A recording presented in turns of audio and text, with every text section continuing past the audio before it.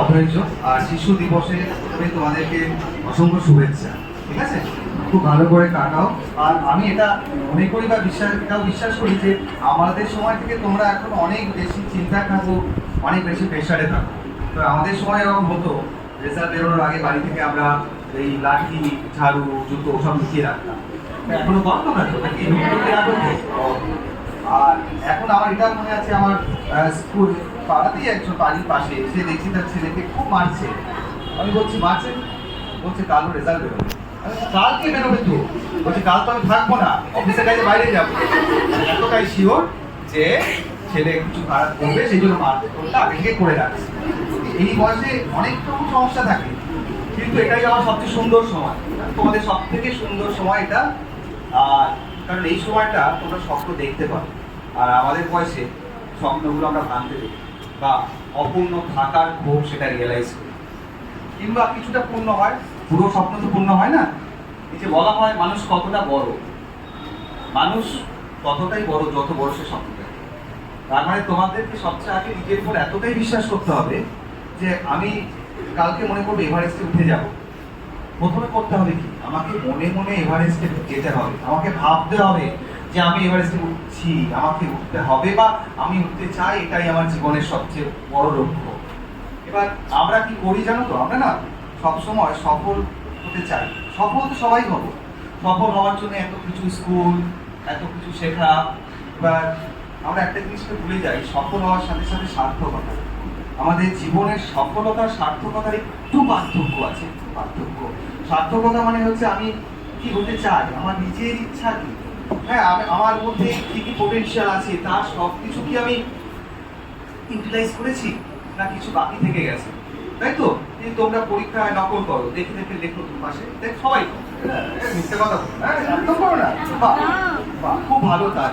কিন্তু জীবনের সব একই প্রশ্ন, একই প্রশ্ন বলে তোমরা পাচ্ছ, জীবনে সবার কাছে আলাদা আলাদা প্রশ্ন আসে, তাই তো? তোমার কাছে যে প্রশ্ন, ওর কাছে তার আলাদা প্রশ্ন, সেটা তাকে সেভাবে ফেস করতে হবে। সেই জন্য নকল করার অভ্যেস থাকলে ছাড়ো, না থাকলে তো খুব ভালো, এটা খুব সুন্দর। আর দ্বিতীয়ত এই যে সার্থকতা বললাম, ওটাতে জোর দাও, মানে সফল হও কিন্তু এমন ভাবে দৌড়িও না, এমন দৌড়িও না যে তুমি ছোট ছোট মুহূর্তগুলোকে এনজয় করতে পারছো না। আমাদের জীবন বেসিক্যালি ছোট ছোট মুহূর্তের সমন্বয়। একটা সময় পর আমার মনে থাকবে আমার ভালো কি মুহূর্ত আছে, কবে নদীর পাড়ে বসে আমি পাখির গান শুনেছি, কবে পাহাড়ের আমি সূর্যোদয় দেখেছি, কবে আমার প্রিয়জনের সাথে আমি কোথাও ঘুরে বেরিয়েছি। এইগুলো মনে থাকে না টিফিন চুরি করা নিয়ে ছোটবেলায় কার সঙ্গে মারপিট করেছি, মনে থাকে না কে আমার সঙ্গে দুর্ব্যবহার করেছে বা আমি কাকে কি করেছি, তাই না? সেই জন্য তোমাদের উচিত সবসময় এই সুন্দর সুন্দর মুহূর্তগুলোকে তৈরি করা, তাই তো? এত সুন্দর মুহূর্ত আমি তৈরি করবো, এইগুলোকে আমি ইগনোর করবো না। আর একটা ছিল তোমার, ওই গল্প শুনেছিল, মিলখা সিং এর নাম শুনেছো তো? সে এত বেশি মোটিভেটেড, মানে সে সবসময় সফলতার জন্য এগোতো, সার্থকতা নয়। সার্থকতা মানে কি রকম বলতো, যে আমি জীবনে সফল হব, তার সঙ্গে সঙ্গে আমি একজন ভালো ছেলে বা মেয়ে হব, আমি একজন ভালো নাগরিক হব, এই সব কিছু মিলিয়ে সার্থকতা। মিলখা সিং সফল ছিলেন। একদিন রাত্রিবেলা দেখা গেল খুব জোর দৌড়চ্ছে মিলখা সিং। সবাই জানে হচ্ছে এত রাত্রিবেলা আপনি দৌড়চ্ছেন কেন, কি হয়েছে? বলছে আরে আমার বাড়িতে তো চোর এসছে। বলছে তারপর? চোর সব জিনিসপত্র নিল। তারপর কি হলো? বলছে চোরটা দৌড়তে শুরু করলো আমাকে দেখে। বলে আপনি ছেড়ে দিলে? বলছে না আমি ছাড়বো কেন, আমিও মিলখা সিং, ও আমার সঙ্গে দৌড়ে পারবে। বলছে তারপর নিয়ে নিলে দিয়েছিল? না নিয়ে নি, ও এখন আমার থেকে 50 মাইল পিছনে। আমার কাছে দৌড়ে এগিয়ে যাবে, জিনিসপত্র কি চলে গেল, সার্থকতা আছে, সফলতা হয়তো আসতে পারে। সার্থকতা থাকলে তার মধ্যে সেই জায়গাটা থাকতো যেগুলো আমার কাছে জরুরি।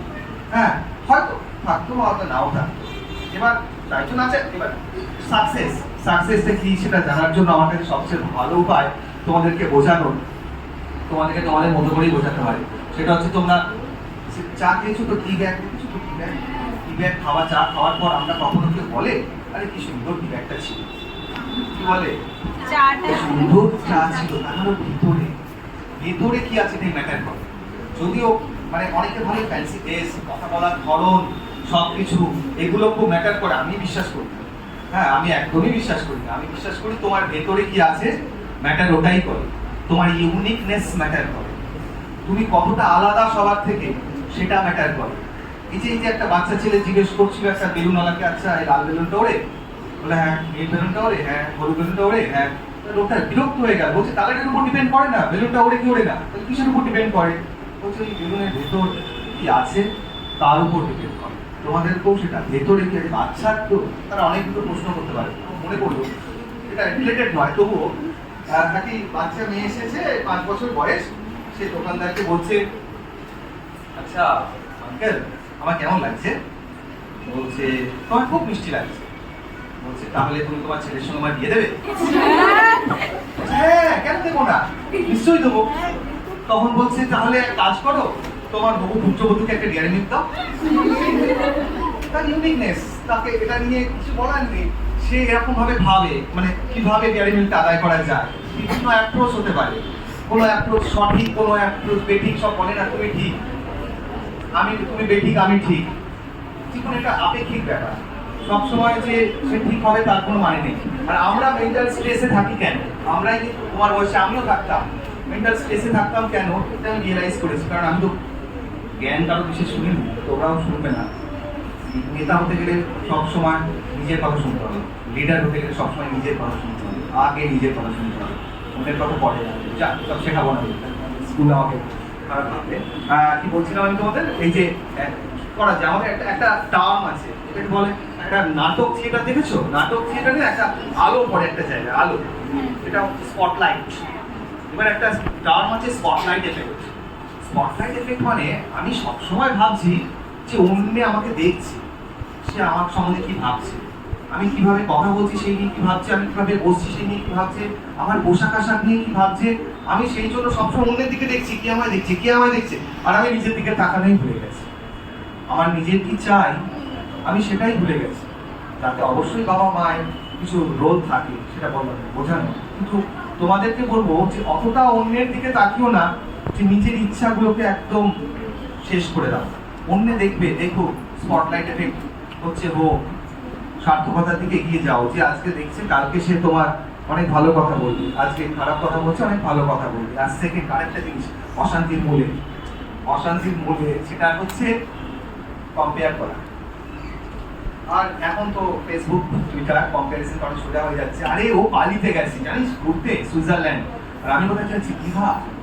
কম্পারিজন চলছে, ও এই আছে আমার আছে এই, ও এইখানে এই দারুণ একটা ড্রেস পরেছে, আমি এই পরেছি, ওকে দেখতে কতটা সুন্দর, আমাকে তো ওরকম নয়। কম্পারিজন, এই কম্পারিজনটাই অশান্তির মূল।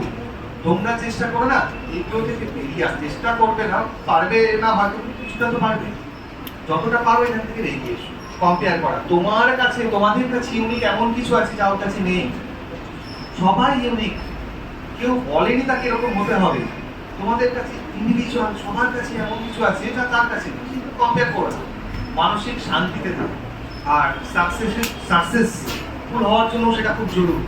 সাকসেসের ডেফিনেশন সেটা বলেছিলেন, এটা বলে শেষ করছি, তোমাদের অনেক হয়েছে আর কত পারবে তোমরা শুনতাম, আমি শুনতামই না, আমি বলি ক্লাসেই আসতাম না তোমার বয়সে আমি বলি। যাই হোক, সাকসেসের একটা ডেফিনেশন আমার একটা এইমসের একজন ডাক্তার বলেছিলেন, এস মানে স্ট্রাগল। এস স্ট্রাগল, এটা মাস্ট, স্ট্রাগল তোমায় করতেই হবে। আমিও করেছি, কারণ আমি একটা সময় ব্যাংকে চাকরি করতাম। আমি ভোর 5টার সময় আমার পোস্টিং ছিল বাংলাদেশ বর্ডার, ম্যানেজার ছিলাম সরকারি ব্যাংকে। ভোর 5:30টায় বেরোতাম, বাড়ি আসতাম রাত 9টা, তার মধ্যে আমি ডক্টরেট করেছি। এখন না স্ট্রাগল বলে একটা না একটা সময় স্ট্রাগল তোমায় করতেই হবে। সেই জন্য এই বয়স অল্প, আর অনেক কিছুর ব্যাপারে তোমরা কিছু চিন্তা ভাবনা নেই, এই সময় পরিশ্রমটা করে নাও, সাইন্টিফিক পরিশ্রম করো। একটা পেরেক একটা দেয়ালে একই জায়গায় পাথরের উপর ঠুকে যাচ্ছে, কোনো লাভ হচ্ছে না, কারণ ওটা পাথর যতই ঠুকি ওখানে কিছু হবে না। আমি যদি পেরেকটাকে একটু সাইডে এনে যেখানে পাথর নেই ঠুকে ঠুকে যাবে। পরিশ্রমটা অনেকে বলে